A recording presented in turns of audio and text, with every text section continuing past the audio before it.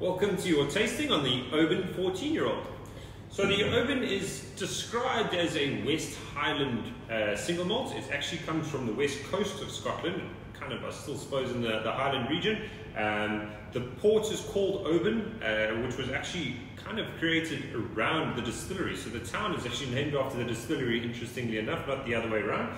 They've got a beautiful distillery. They're all really massive stone and kind of white grouting, so very, very attractive looking distillery from the outside. They're kind of stuck there though because it is a small-ish distillery and everything else is built around them, so they don't really have any room to expand. So they kind of produce what they produce and it gets used for blending as and where possible. So this whiskey here kind of sits firmly in the middle of the flavor map. So it's not necessarily too rich, it's not too light, it's not too delicate, and it's not too peated either. So it's quite a consistent crowd favorite amongst a lot of people. So let's see if we can get into it. So if you have a look, it's got like light flecks of amber inside of it, so not too light on the color.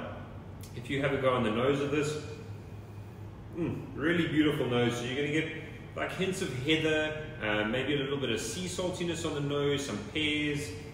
Also like a little bit of like a toasted barley and maybe slight kind of cereal notes too.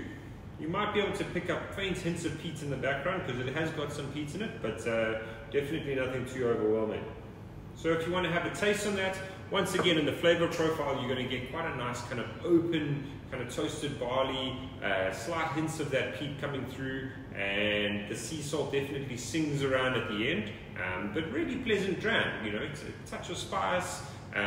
Quite a nice richness here and there in places, but nothing that kind of runs off in any particular direction particularly. So a very pleasant dram and quite a good crowd pleaser if you're looking for something that everyone can have and everyone can enjoy. So enjoy.